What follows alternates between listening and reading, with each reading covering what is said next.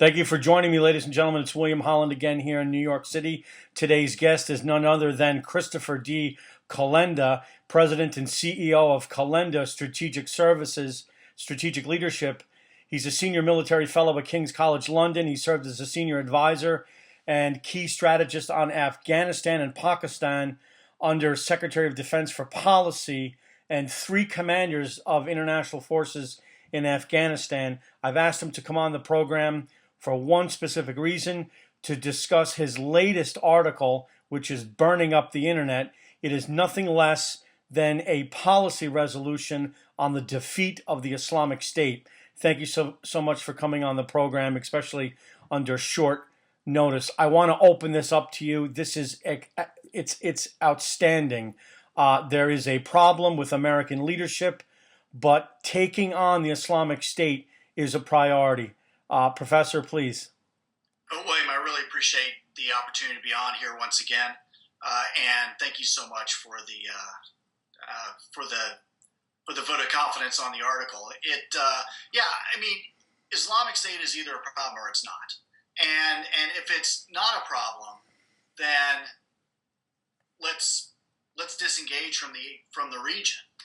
Or at least let's disengage from the airstrikes, which have just been counterproductive.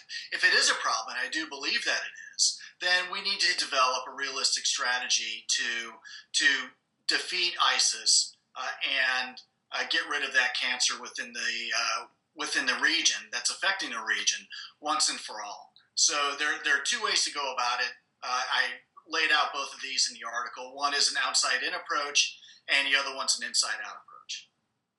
Correct. Now, in your article, you began by revealing that we're going to have to start thinking differently, and that would begin by recognizing five unpleasant realities. A proto-Sunni Arab state now exists in the territory controlled by ISIS. You talked about a proto-Kurdish state which exists now. You said neither the Assad regime nor the current Iraqi regime, which is Shia, is going to win the battle of legitimacy in those areas at all. The fourth one was that the Assad regime and the Iraqi regime have legitimacy in areas that are predominantly Shia. And the last thing you said was the Assad regime will not be defeated as long as Russian and Iranian backing continues. The upshot is the outside-in approach. Can I ask you to outline that here, please? Yeah, exactly. So the key here is recognizing the reality that you're not going to put Humpty Dumpty back together again. The old boundaries that got drawn for Syria and Iraq are not going to get recreated anytime soon. Syria, Assad is not going to win the battle of legitimacy for the Sunnis, right, and neither is the Iraqi government. And right now, for the Sunni Arabs in the area that ISIS controls, ISIS is looked at as the lesser of two evils, right. And so you've got to begin with that proposition.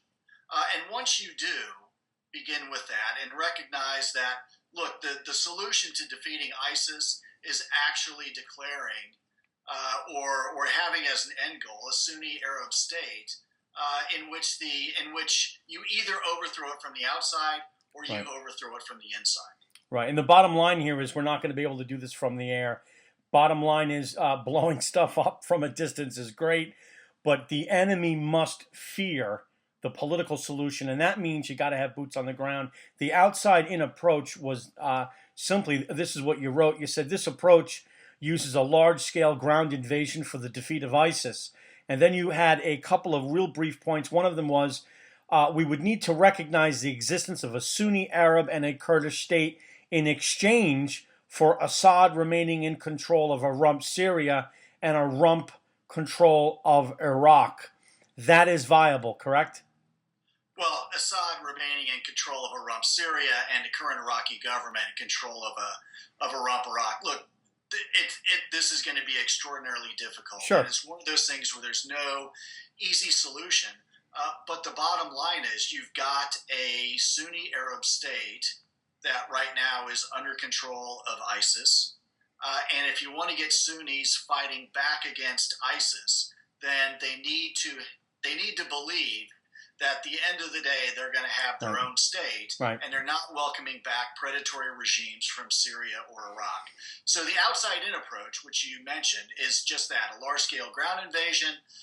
The advantage of that is it gets rid of ISIS very quickly. The disadvantage, of course, is the cost.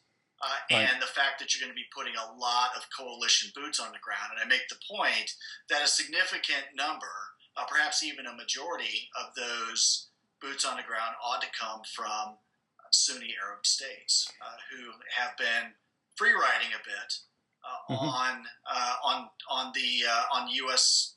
military for quite some time, and it's they need to take some ownership, more ownership than they have. Some have taken some ownership, some have not. There needs to be a lot more ownership. I want to underscore why this article, and we're going to link to it, is so important, because you did not ignore the reality of politics. It's very Clausewitzian. It's very easy to talk about the revolution and military affairs. It's great that we can, blow stuff up from Nevada, 7,000 miles away. But if the enemy doesn't think that you're actually going to show up, then we have very limited resources. You spoke of a political strategy that would involve most of Sunni Arabia. Look, real quickly, the numbers on the foreign exchange reserves coming out of Riyadh is dangerous. That Riyadh could collapse at any minute. We know Jordan is near collapse. Egypt is still on its knees. We have got to provide some kind of a political mandate. You're talking about a Sunni Arab coalition. The Americans would have to be involved in coalescing this. There would be a UN mandate, but we would need to go in there and take on the Islamic State directly. When they're done, then you speak of an inside-out approach where a local Arab insurgency would wage war against the Islamic State, backed and protected by safe havens. Can I ask you to elaborate a little bit on this second approach, please?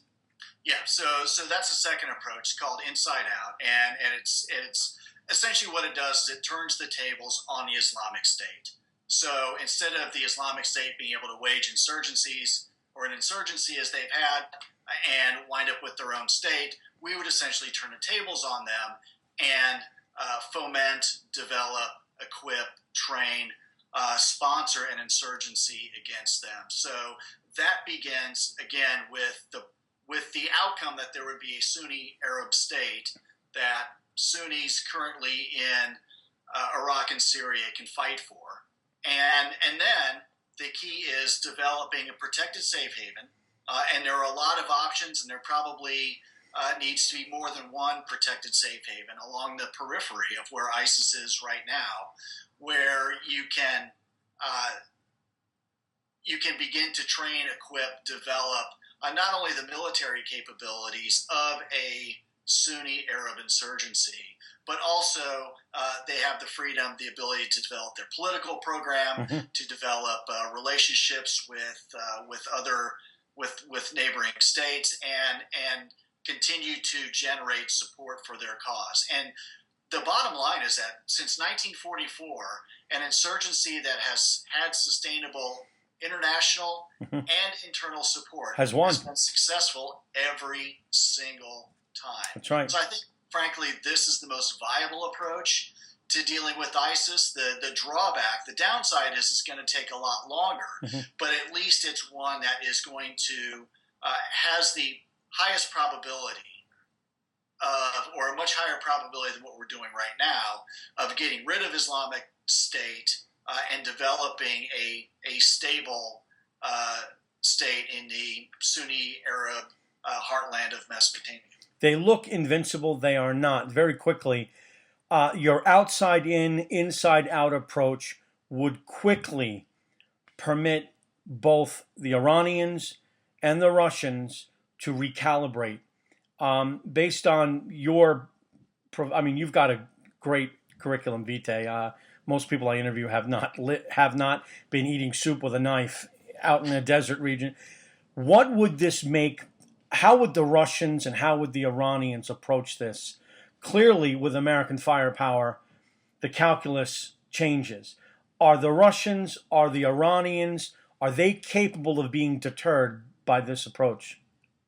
Well, ideally, it's an approach that even they could get behind. Everybody's going to have to give up something in Well, this, okay, yeah, yeah. and part of the benefit to Russia and Iran is that you drop the requirement for Assad having to go. So Right. he stays in control of a rump Syria, or his backers stay in control of a rump Syria, and they give up the rest of the Sunni Arab portion of Syria, as part of the Kurd portion. So it's not going to be pretty for them either. They get some benefits out of it. They have some. They're going to have to make some sacrifices too. And if it was easy, it would be done by now. I agree. It's not easy. I agree. Everybody's going to have to make some compromises and some changes. And so these are two options that get us to where we need to be if we want to defeat ISIS. And as you laid out before, just the current approach of airstriking is not going to get us there, and in fact runs the risk of actually hardening Sunni Arab support for ISIS in the areas in which we're bombing. Very quickly, I'm very worried about our credibility relative to an American threat deterrent.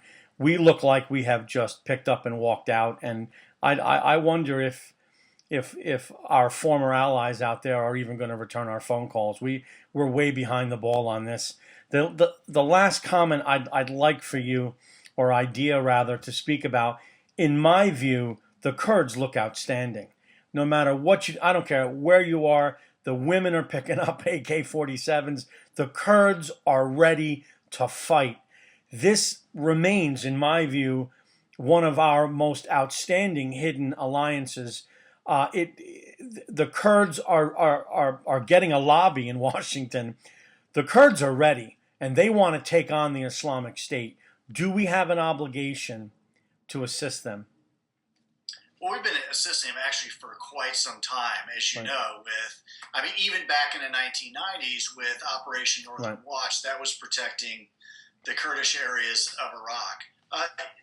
The Kurds, I believe, feel that the idea of Kurdistan, the idea of a state, a Kurdish state, is more realistic now than ever. And they are fighting very well. They've been fighting against ISIS quite hard. And I think we ought to take a very careful look at this idea of Kurdistan. Once again, it's something where a lot of people have to give up something, Right, including Turkey, to make that happen. Right. But they have been very, very great allies for us, really since the 1990s. And I think we have to take a very, very serious look at Kurdistan as part of what would wind up being a four-state solution: Kurdistan, a Sunni Arab state, a rump Syria, and a rump Iraq. Right. I'll get a map up. You're not really considering redrawing all the lines there that make up these maps. I've actually seen a couple of maps where Syria would shrink, the northern part of Iraq would shrink, and the southeastern part of Turkey would shrink a little bit. So where those two main rivers come together, the Tigris, Euphrates, in that area, I'll put up a map. But you're not really advocating for a massive redrawing of this map. And honestly, you didn't really speak of, and that's fine because we're talking directly about ISIS. But somewhere in here, the Iranians are going to have to realize that they're not going to get what they want either, because I think that they're moving westward. They want to they really want to encircle Israel, and I'm very worried about the lack of American credibility. Our threat deterrent requires that the outside in and the inside out strategy that you've laid out be taken seriously, and I hope our Joint Chiefs take it.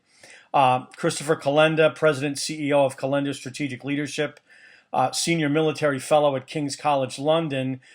You were a senior advisor, a key strategist on Afghanistan and Pakistan to the Undersecretary of Defense for Policy. You served 3 commanders of international forces in Afghanistan. I do thank you for your article. We will be posting it. You're in England. They don't eat turkey, but happy Thanksgiving. Thank you, and happy Thanksgiving to you Thanks a lot. and your audience. Thanks.